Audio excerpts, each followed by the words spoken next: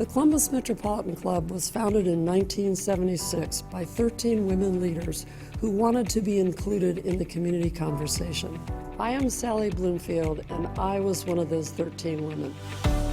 Having been left out of men's clubs that focused on community issues, it was a priority for us to make the club 100% inclusive. Today, CMC presents public policy forums every Wednesday at lunch with average attendance of more than 200 people. I'm Tony Bell, and I frequently attend forums, which are open to everyone and present relevant, current, and newsworthy topics. I'm grateful that CMC is nonpartisan and presents many perspectives on every topic. I'm Jane Scott, President and CEO of the Columbus Metropolitan Club. CMC is open to everyone. We invite you to explore the personal and professional benefits awaiting you at the Metropolitan Club. Welcome to CMC. Welcome to CMC. Welcome to CMC. Welcome to CMC.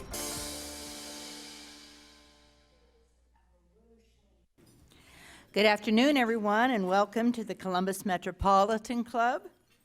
Founded in 1976 by 13 visionary women leaders, CMC's mission is to connect people and ideas through community conversation. From its beginnings, CMC has welcomed everyone, so welcome again today. It's my pleasure to welcome you. I'm Deborah Price, principal with Ice Miller, and a member of the Columbus Metropolitan Club's Board of Trustees. Today's forum is sponsored and supported by the Columbus Dispatch. Our live stream is presented by the Emergency Response Fund of the Columbus Foundation in partnership with the Dispatch and PNC. Let's thank all of those for supporting today's forum.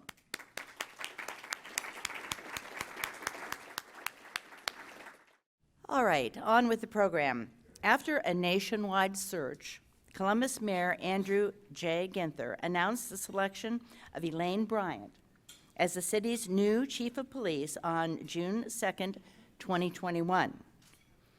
Chief Bryant has made history as Columbus's first chief from outside the division of police and its first African-American female chief.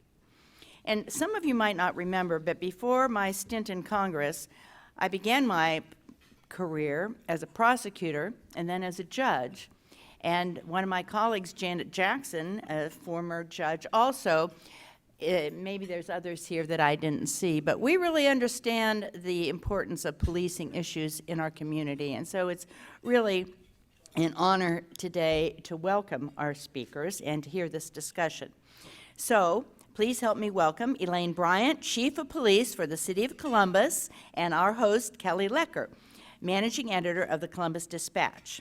You can learn more about today's speakers in your forum flyer. Kelly, we look forward to today's conversation, and we welcome you, Chief. Thank you.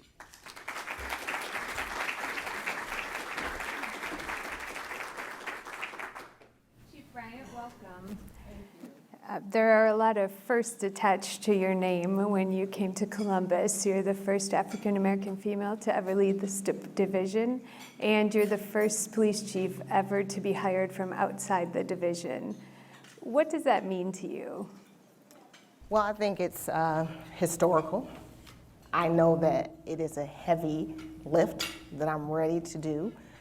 It's been a pleasure to meet everyone in the city of Columbus, the residents, the community, the members. They've been so welcoming. So I'm excited to have this opportunity and be able to be a part of this reform of the police department. As someone who came from outside of the city, do you feel like there are challenges you might not have had if you had come up the ranks in the Columbus Division of Police? Oh, absolutely. You know, being an outsider, the first thing that you have to do is you have to gain the trust of not only the community, but you have to gain the trust of the members as well. So being an outsider and them not knowing anything about me or what I want to bring to the table or anything about my integrity, my work commitment, my ethics, I have to let everyone know what I'm about, be open and transparent, and gain their trust, not just the officers, but the community, the residents. So that, I think, is the biggest challenge, just being open and transparent and letting everybody know that I'm here for the right reasons. Now, you have 2 sons, and I know your mom was at the announcement when you were announced as chief, right? Yes. How did they influence your decision to come here and your decision to lead a police division? Well, my family is extremely supportive, and anyone that knows anything about me know that I am very family-oriented. So if I didn't have the support of my family, I would not be here. My sons are the world to me, and I have a 19 and a 21-year-old, and everything that I do, I try to be the biggest role model that I can for them and let them know that anything that you want to do in life, you should go for it and try to be the best that you can be. So my family, they're extremely influential in any decision that I make, and they have been extremely supportive during this entire process, so I would not be here without them. Great.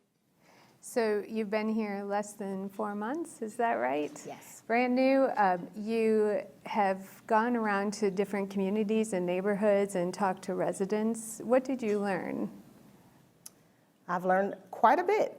First and foremost, I've learned that the residents are very open to working with the department. They want to fill that gap between the community and law enforcement.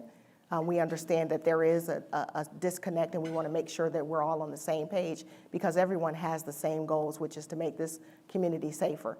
But they're also extremely fed up with the violence that is occurring in our city, something that we all share, a passion that we all share. We want to make sure that we do something about that. And they also are very supportive of their law enforcement officers, and they understand the work that they do and the commitment that they have coming out day in and day out, putting their lives on the line to make sure that the citizens are safe. But they also understand that there's some challenges within the department and that we need more resources. So they've been very supportive in that and trying to figure out how they can help and what they can do. So everyone has been extremely open to sharing their ideals, and we welcome that. We want to continue to work with the community to make sure that we get their input in anything that we do to make it a success. Let's talk about that violent crime for a minute. As of Monday, there were 163 homicides, which is pretty close to the record set last year of 175, and a third of those victims were under 25 years old. In addition, there were 1,209 felonious assaults. We wrote a story last week about some carjackings perpetrated by 12-year-olds and 13-year-olds. Can you put your finger on what is causing the spike in violent crime, particularly among young people? Well, what I can tell you is, unfortunately, the spike in violent crime is occurring across the nation. When you look at the reports, it's like 30% across the entire nation. We understand that we have to be extremely vigilant about addressing our crime, but we also know that we can't arrest our way out of this situation. When you're dealing with youth, they not only make up a big percentage of the offenders, but they also make up a big percentage of the victims as well. So we have to figure out how do we reach our youth and how do we address this, because it's a big concern. One of the things that we know is when you talk about the carjacking specifically, a 12-year-old out at 2 o'clock in the morning. Why is a 12-year-old out at 2 o'clock in the morning in a position to be able to carjack? And why is this not their first offense? So we need to figure out as a community, it's not just a police issue, as a community, what we can do to address our youth and be able to make sure that we're giving them the tools and giving them the resources they need to grow up and be productive citizens. That's not going to be just about locking them up, but there are situations where that's going to be imminent. We have repeat offenders, 15, 16-year-olds that are on their 5th, 6th, 7th gun crime. We have to figure out what we can do to turn that around.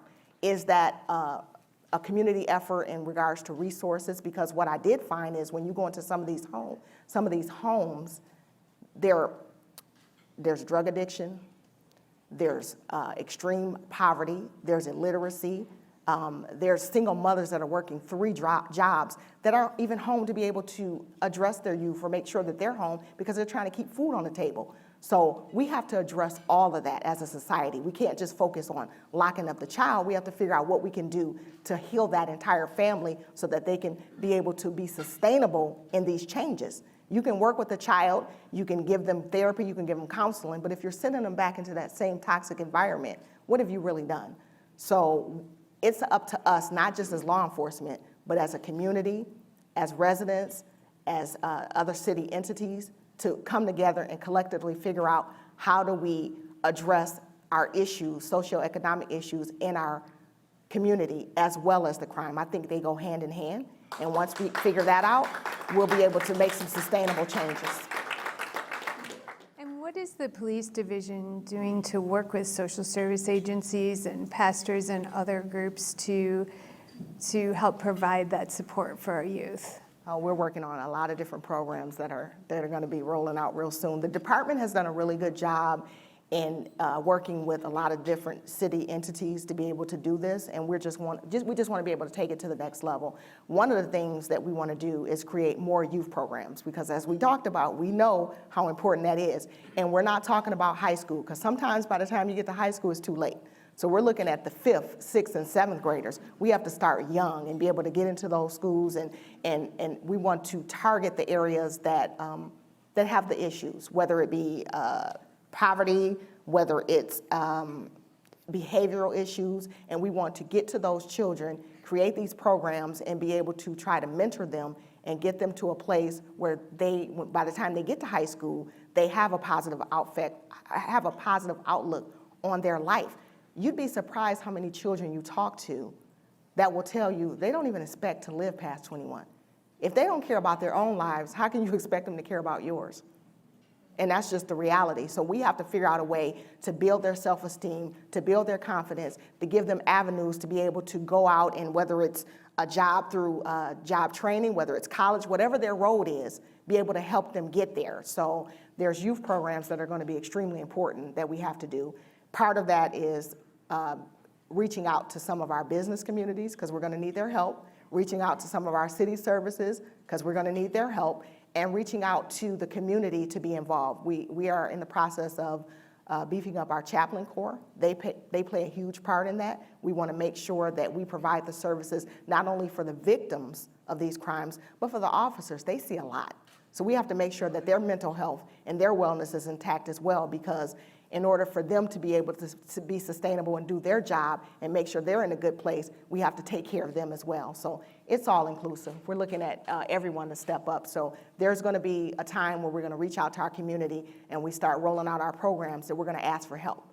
So I went to a lot of community meetings. I've been to a lot of business meetings, and they say, how can we help? Oh, it's coming. It's coming. So we're going to ask you now to, be open to the ideas and possibilities, because it can't be done with just law enforcement alone. So it's going to take an effort, a group effort from everybody in this room, everybody that's listening. We are going to need your help. There was a report that came out yesterday, I believe, that said that about 46% of the homicides last year they believe were perpetrated by a very small group of people in the city. What's being done to target those most violent of offenders?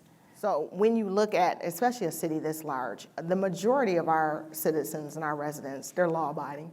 There is a small group of people that are driving our violent crimes. So it's important for us to focus on that and be data-driven and specific about how we deal with those particular people. We have different initiatives that we're rolling out. I know yesterday there was an announcement about some of our initiatives, specifically our gun violence intervention program. We have to make sure that we are looking at ways, not again just to arrest our way out of it, but there are other city services that have to be involved in it. When you look at the prosecutor, you have to look at our residents that are being able to offer the different programs, whether it's, again, job training, but we have to be very unified in our message. You're either going to accept the help and you're going to get on board with these services, or the alternative is you're going to have to go to jail and you're going to have to address the issues that you're dealing with, and we're not going to accept it in our community. So we're looking at different programs to be able to roll out to address those issues. And then, of course, there's always technology. We're looking at, instituting a real-time crime center to be able to assist us in being able to focus specifically on the areas and the times that these crimes are being committed. We're looking at, we already have our ShotSpotter program that's already in place so that we know where the incidents are occurring so that we can allocate resources to be able to deal with that specifically. So there's a collective effort of things that we're trying to do to be able to address these crimes, and we're going to continue to evolve and continue to bring programs and resources to do that. We're changing the way that we do our crime strategy meetings. That's in the process right now because what we noticed is it wasn't very specific to what you're talking about. So we're tailoring that to make sure that we are laser focused in addressing those issues and those concerns with that group of people, and they will be put on notice. Now, I hear you talking a lot about working with the community and needing the community's help. Over the last couple of years, I've heard some police commanders and even the mayors say the same thing. We need the community's help. We need them to share information about crimes they see, and there's been some frustration expressed over time that hasn't happened. At the same time, many in the community say they've lost faith in the police division, that because of what they say is systemic bias against the Black community. They point to some actions during the George Floyd protests. They point to recent shootings, including Andre Hill and Ma'Khia Bryant. It seems from what we're talking about today that high crime and community trust go hand in hand. So how do you help reform the police department from within while at the same time gaining the trust of residents? Great question. And that is an effort that has been underway even before I got here. That has been an effort that's been led by the city, by the mayor's office, by the director's office. And I think that's one of the main reasons that I am here and why I was picked and selected to be a part of this, because when you talk about changing, you have to look at a cultural change. And so when I look at the department, like I said, I've been going around, I've been meeting with a lot of officers, a lot of community members. We have some phenomenal officers on this department, but understand, we have some work to do. We have work to do. We have to diversify this department. This department needs to reflect the community in which it polices. So it's important that we do that. It's important that we make sure that our training is in par with 21st century policing, the best practices. We have to make sure that our officers are all trained in mental health. We have to make sure that they're all trained in crisis intervention. We have to make sure that they understand that when they go out and they represent the department, that whatever actions they take reflect not just the department, but this city as a whole. So we are in the process of looking at the organization overall. There are some changes that will be made. We are in our assessment phase. There will be some overhauls and some changes in regards to organizational accountability. There will be some overhaul and changes in regards to the way the resources are allocated that I think will be beneficial. And we're absolutely looking into our training program to make sure that we are in line with the best practices across the nation. So that's not just an internal thing. There are changes that we are doing inside of our division, but there are changes that are happening within the community as well. As you know, we have a civilian review board, Janet Jackson, our president right there. So they are instrumental in assisting and making sure that there's checks and balances with the department. We have a Chiefs Advisory Board. Our citizens are very active in helping us to determine what the needs of the community are and what their concerns are. They bring that to us, and we're very open and listening to make sure that we address that and implement that into anything that we're trying to do. We meet with our community members, I can't tell you, almost every other day we're in some community talking to someone because we want to hear, we want to know what you have to say. We work with our director's office. Our new director, Director Clark, has been very helpful. Thank you, sir. Our mayor's office. So everybody has a hand in helping and trying to figure out what that looks like. So that internal change is happening. It may not be something that you see right away, but I think that over time you will see that that it will change, and it will be a reflection on how the department not only looks. We're looking to increase our diversity. We're looking to increase our women on the department. We're looking to increase diversity within the ranks as well. So as we move along, and it won't happen overnight. Just understand it is a process. So I ask that people be patient and understand that if you're looking for it to happen overnight, that's not going to happen. So be patient with us and understand that we are moving in that right direction. And it's not just me or Assistant Chief Potts who's sitting over there, who's been extremely instrumental in helping with everything that's going on, but it's an entire community that's moving forward and pushing and driving that change. Do you believe in defunding the police to make room for some of the social service programs you talked about? I don't think that defunding the police is the right answer. And to be quite honest, when you look across the nation and when you look at our department, we need more personnel and to be able to do some of the things that we're trying to do. However, there are services that are extremely instrumental in being able to help that don't always require the response of the police, which we have a program called the alternative response. So there are times when police aren't necessary. There are times where it would be more beneficial to have social worker, mental health workers, and we're looking at that. But there are times, more often than not, then you need the police and you want them to be there. And so we have to make sure that it's not about defunding them, it's about making sure that they are doing the things that they're supposed to do, that they're trained properly. And officers they're not just an arm of enforcement, they are community service. So we have to utilize them in the manner that's going to be beneficial, not only to the department, not only about enforcement, but also about building and bridging those gaps between the community and law enforcement. Because it does need to change in some ways, because we know, especially over the past year and a half, things have been extremely different, and it has been stressful not only on the community, but law enforcement entities as well. So we know that we need to operate different, but I think defunding is not the answer. The answer is reforming and changing the way we operate. And have you communicated a lot of your ideas of change to the rank and file in the Columbus Division of Police, and how did they react to it? Assistant Chief Potts, and a couple of the other exec team, we speak to the rank and file. I've been trying to make every single roll call. Still in the process of doing that. I have open door policy. They can come and talk to me. The majority of officers are excited about change. They want to change. They want the department to move forward and heal and have the great relationship with the community. So they're ready. They're ready for that heavy lift. The majority of them understand and the role, they understand the changes, and a lot of them are really community oriented. They just don't really know how to go about it. So that's our job as management, as executive team, to lead that charge and make it comfortable and give them the training and the tools necessary to be able to go out and do the work. And I just will be quite honest with you. There are a couple people that aren't open to change.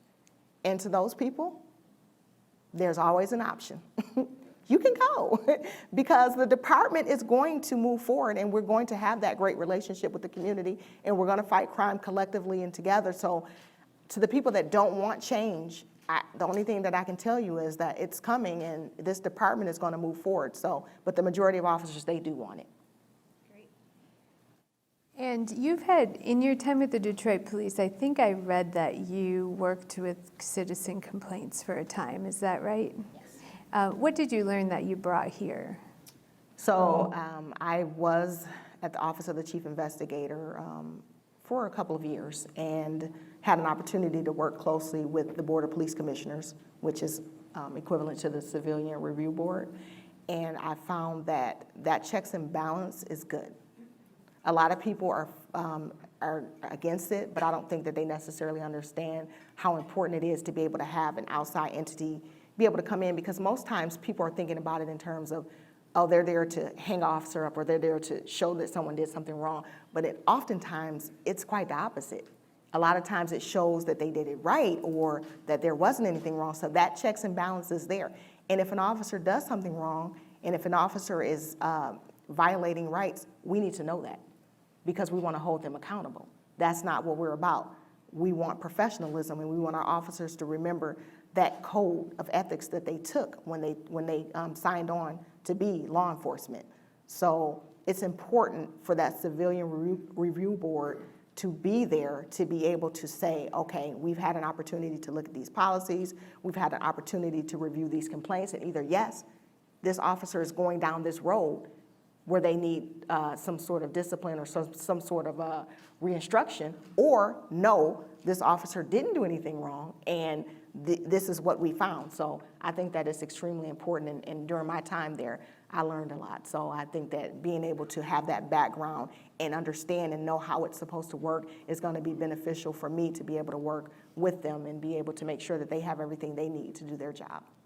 And how much authority do you think the Civilian Review Board should have over the division?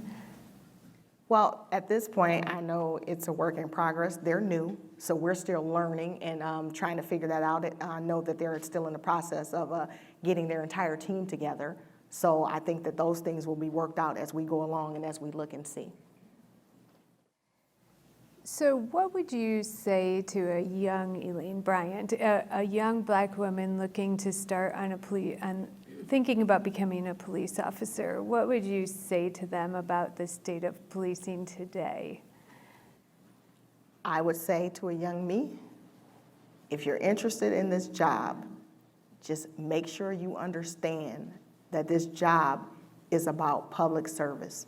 Make sure you understand that this job is not going to always bring sunny days. There are going to be times where you're going to get frustrated, you're going to be upset, but that if you are the type of person that loves helping people and you're committed to that, then do not let anything stop you from being a part of this organization. The one thing that I know coming on this job was that I didn't even know I wanted to be the police. I will just be honest with you. I stumbled upon this job actually on a bet. Someone told me that I couldn't do it, and I told them, I bet I can. That's how it started for me. And I was one of those kids, I was working in the healthcare field. I really wasn't sure what I wanted to do. I started the police department on a bet, and I will tell you, from the moment that I walked through the doors, I knew that I found my home away from home, and I knew that this was exactly where I was supposed to be. So for me, being in law enforcement, and especially being in this role as the chief of police, it's about public service.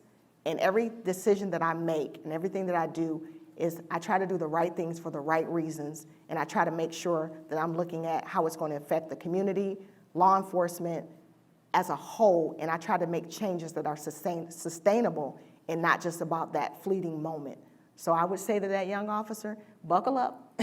If this is the ride you want, and understand there are going to be turbulences, ups and downs, but if you're committed to it, it is rewarding and it is satisfying.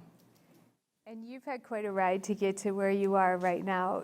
You were telling me at lunch about your first day. Can you talk about your first day here? First day, unfortunately, Mackenzie Ridley was my first day.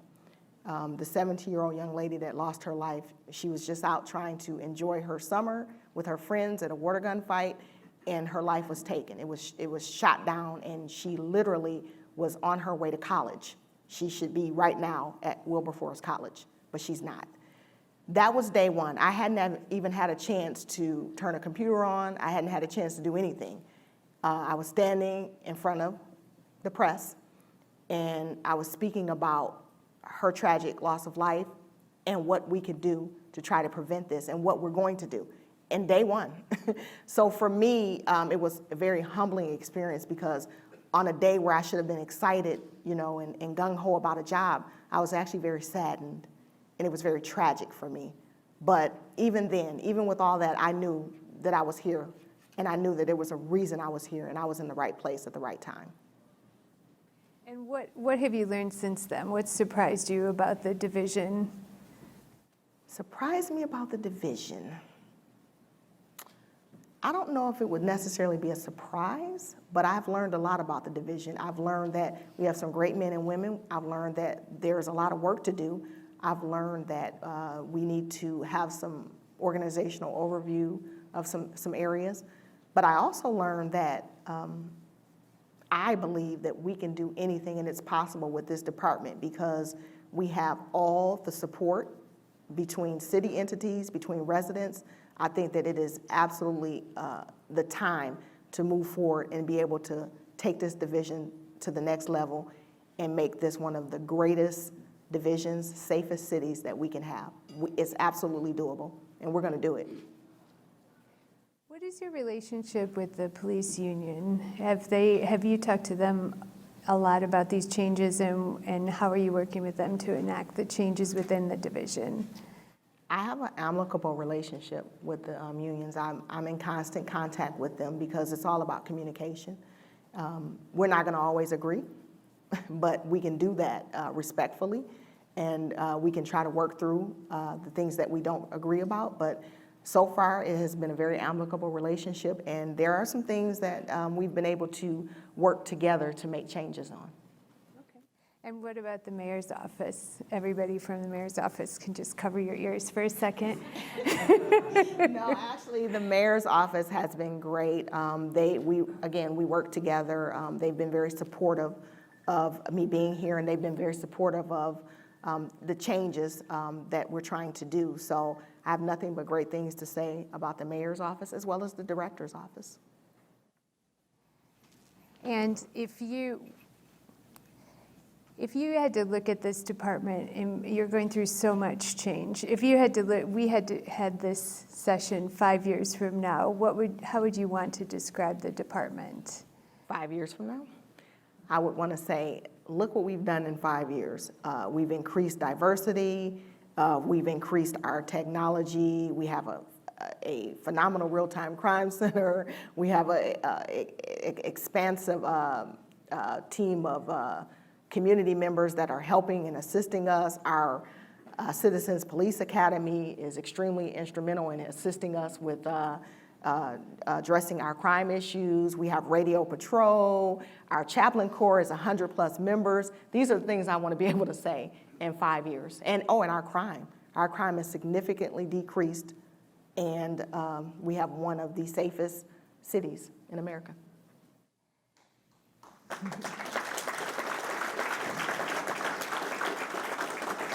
So we're going to move to questions from our live stream and the audience in just a few minutes. So if you have a question, please make your way to the microphone now.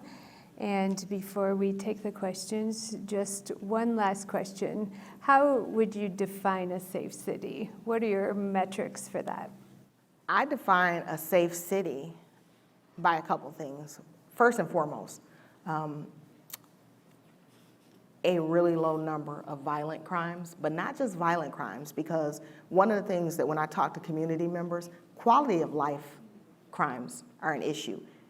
You should be able to sit on your porch and not be worried about anyone accosting you. You should be able to have your children ride their bikes down the street and not worry about a drag racer running them over. You should be able to walk to the corner store without worrying about stray bullets. So it's inclusive of not just violent crimes, but all crimes, and it's inclusive of community engagement. So when you have your residents extremely involved, like I said, whether it's radio patrol, community block clubs, and when you have the officers that are engaged with citizens, and not just because they got calls for service, but because they're proactive and being able to have those conversations without it being a situation where they were called to a home under duress, I think that all qualifies for having a safe city. Great. It is CMC's longstanding tradition to take audience questions. Jane Scott of CMC is curating questions from the live stream audience. Anybody who's in the room can make their way to the microphone. And please keep your questions brief and to the point. Jane, are there any first questions from the virtual audience? There are a lot of questions, and we'll do every other one, so don't be discouraged if you get up here. And I apologize, I'm going to butcher this name. Lalitha Pamdiganton. What does the chief say to reports that reflect that more diversity doesn't actually reduce violent police murders of civilians? I would say that the more diversity piece is not just about reducing those numbers, although that is extremely important to us. It's about several things. It's about, again, having the police department reflect the community in which it polices. It's about being able to have a different perspective. A lot of times when I was in Detroit, one of the things that we used to always try to do was pair up officers that weren't alike, because you want to have either a male or a female, or a black officer, a white officer, because when you go to a lot of these runs, you have different perspectives and you have different thought processes that you can get from having different officers respond to those runs. So what we want to do is create that diversity so that we have a department that is reflective of everyone. So I think that it will actually assist in self-checking a lot of officers, because sometimes when you have a group of officers that are just alike, they don't have the ability to be able to see other perspectives. So it is important. Hi, I'm Carol Looper. Within the past week, 2 narcotics officers were arrested for dealing drugs, 2 tenure officers. Before you got here, the Vice Squad was disbanded because of some actions of Vice officers. Has this latest arrest given a black eye to the police department, and what are you going to do? Of course, this latest arrest is not good.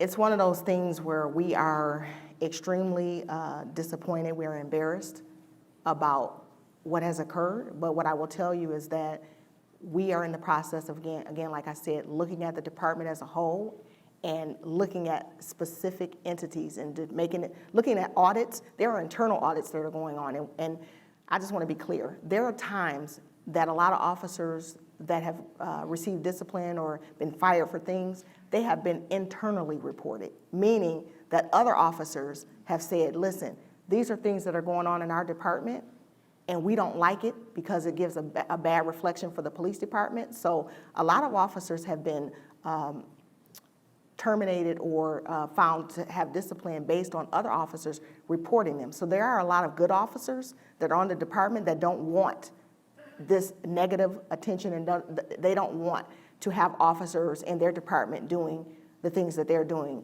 as well. So it is an embarrassment, and anytime that we find officers that are doing wrong, we want to hold them accountable. So if these allegations are proven to be true, we will hold every single person accountable for anything that they are found to do that are not within the standards of this division, period.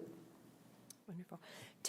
Taylor Slovak has this question. If the department isn't looking to reallocate funding to ensure that we can fund the social programs and resources mentioned to reduce crime and improve quality of life, where should it come from? I think that that is a question that we have to sit down and look at across the board. I'm not saying that these social programs shouldn't exist. I'm just simply saying that we have to make sure that we put first and foremost the safety of our residents, and we have to make sure that we are looking at it across the board as a whole. Because even in situations where, even in an alternative response, if say we send a social worker to a particular residence, it could turn just like that into something completely different. So we have to ensure that we're putting the safety of our residents as a priority as well. So that's something that we have to look at as a whole to try to figure out where it comes from. But we have to make sure that the safety of our residents is as a priority as well. Thank you, Chief. Greg Zelkowitz, former board member of Kaleidoscope, active supporter of the organization. I think a lot of people in the community think that there is a problem of allocation of resources, myself included. Could you specifically address, we heard some general plans in your opening comments, specifically address an allocation of resources and programs to queer and at-risk youth, specifically ages 12 to 20? Thank you. Thank you. So yeah, we're looking, same thing with the programs. We want to create youth programs. We haven't had an opportunity to sit down with every community group. We're still in the process of doing that. So we want to have input and feedback from the residents that it's going to affect, the community that it's going to affect, to make sure that we're putting the proper programs in place that are going to be sustainable. And we're going to need the assistance of that community as well. So we haven't had an opportunity to do that yet. We're still in the assessment phase, 3.5 months in. So we're working on it, but it's coming. There are several questions about working with other police departments, the suburban police departments, and there's also, Steve Swift asked, what's being done to improve officer recruitment and training to ensure that officers are qualified and absolutely ready to take on the role from day one and as they move forward with their profession?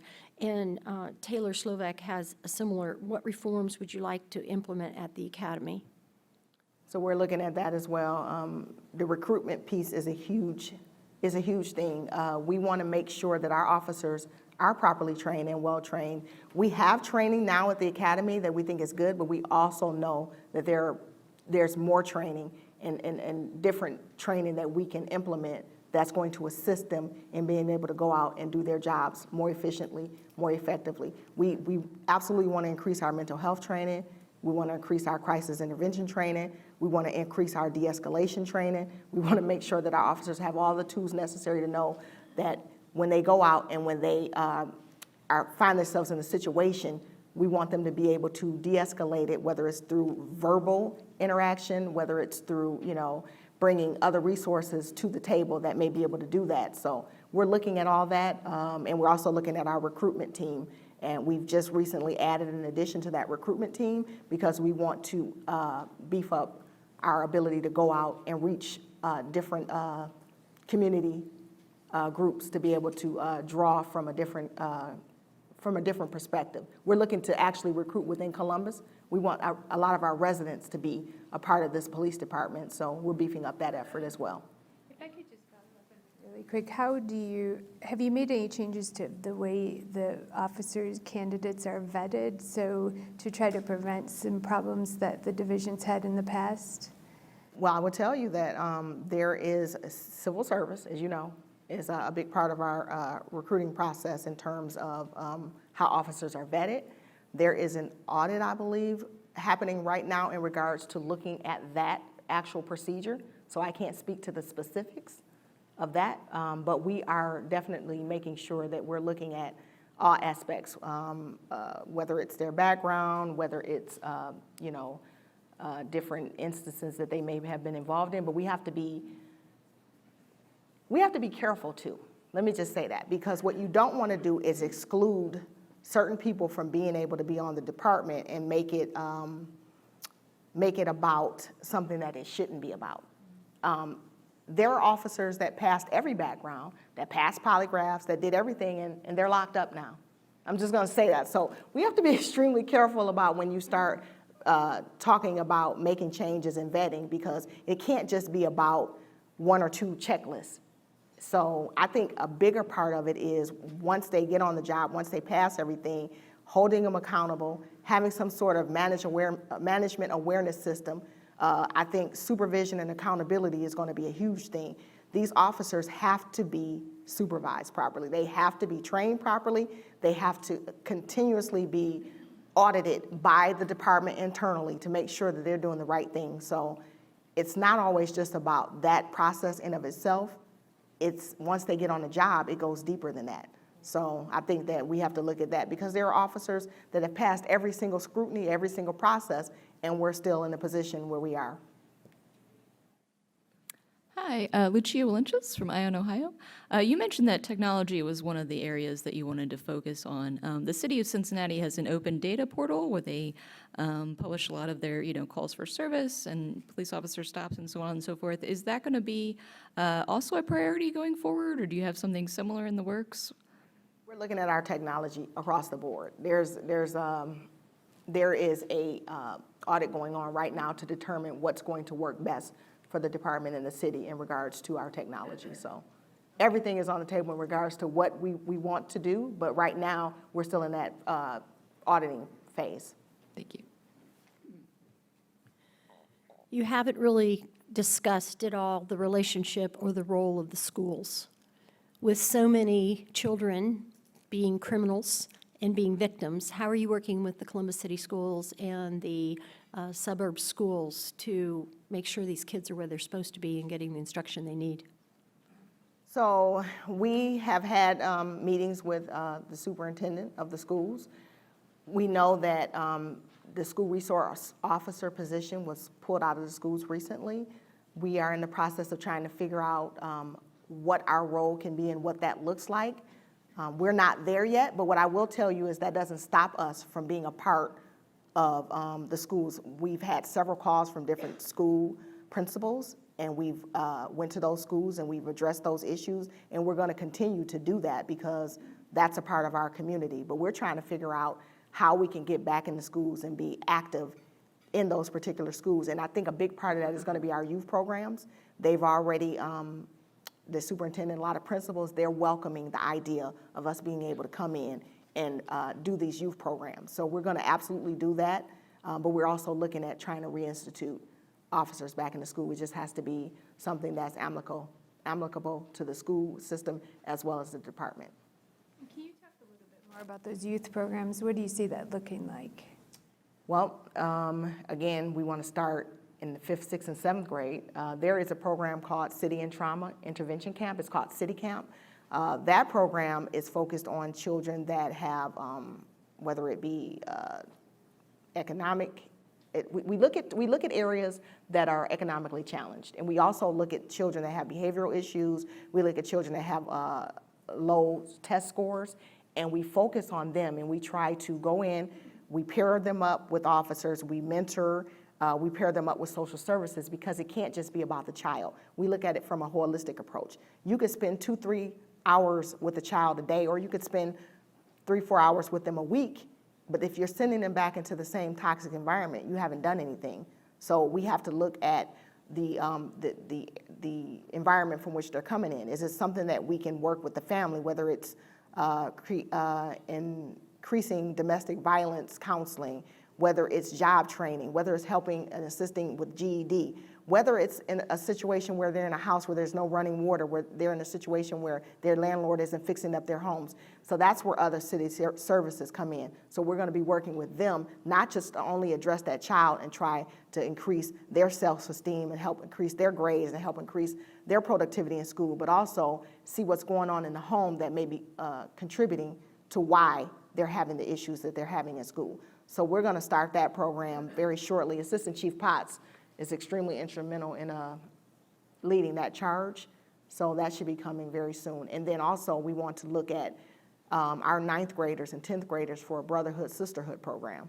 And that's another mentoring program, and that's more geared and focused towards helping them get to the goal of whether it's college, whether it's some sort of job skill training, and mentoring, and we're going to be looking at different organizations to be able to assist us with that as well. What we want to do is, because a lot of times kids, they may not necessarily be interested in the academic part, but they're interested in the social activities that, you know, some of these colleges are doing. So if you can get them interested in any way you can to draw them into, hey, you need to go to college, we're going to do that. So we're looking at different programs to be able to bring to the 5th, 6th, 7th grade, but also to our 9th and 10th graders as well.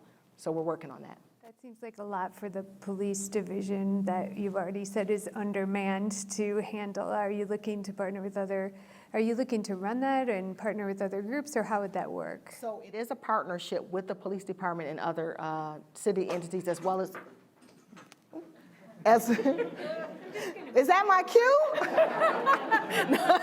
No, other community groups. So it's not just about, a lot of that program it's a civilian arm to that.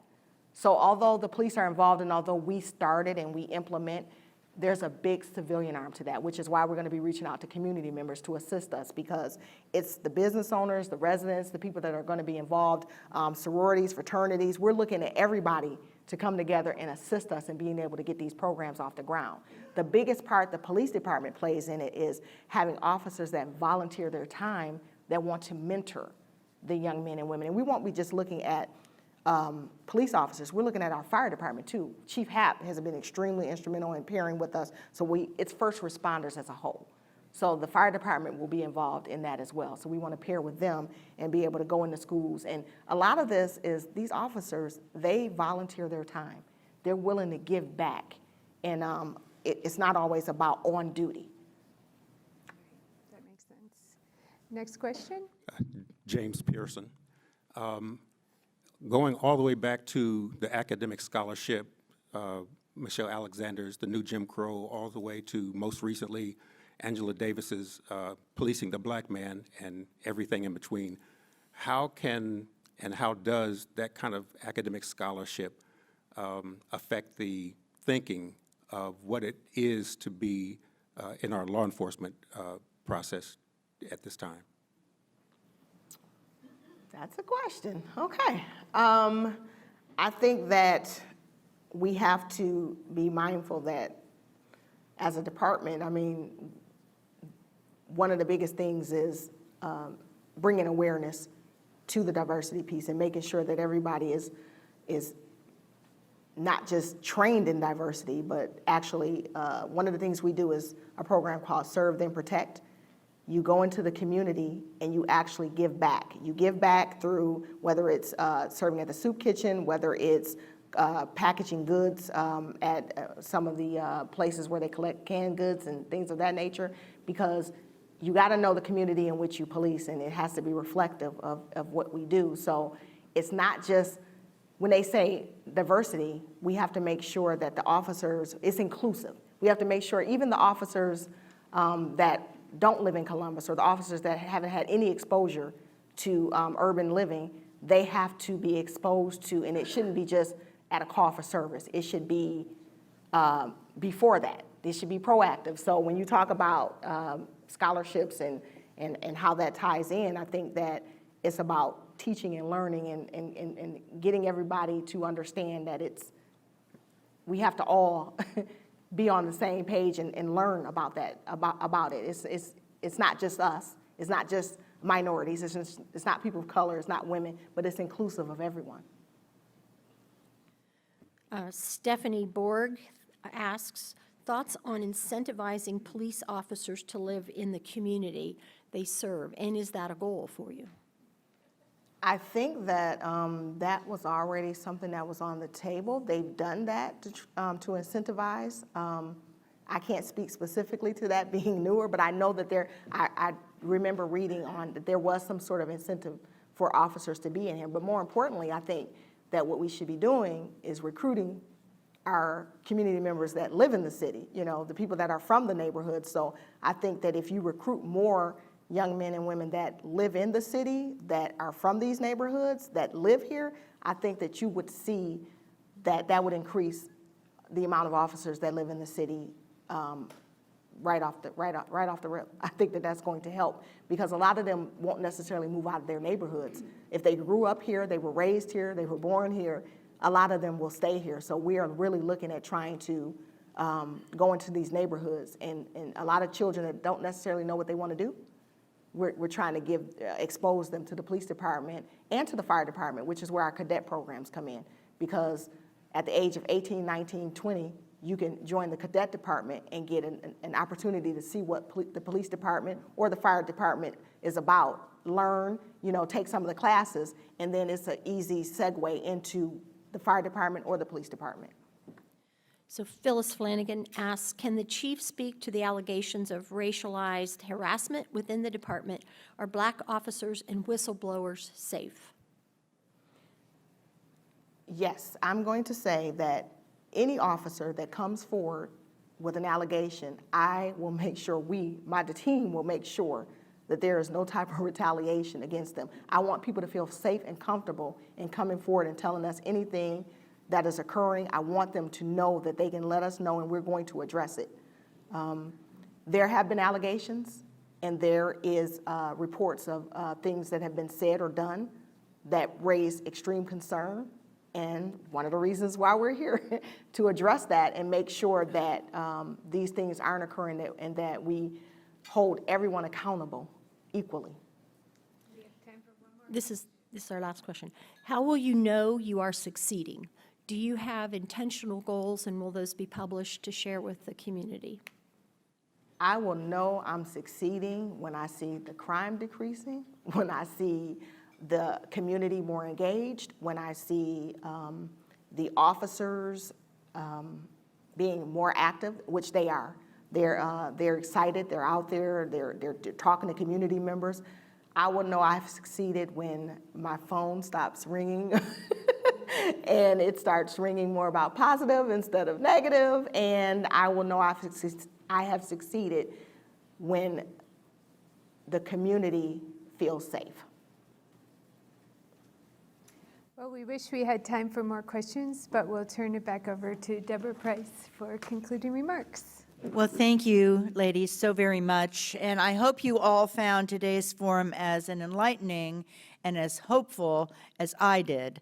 I want to take this opportunity for CMC to welcome you to our community chief, to wish you the very best of luck, and Assistant Chief Potts also. We're very, very excited and hopeful.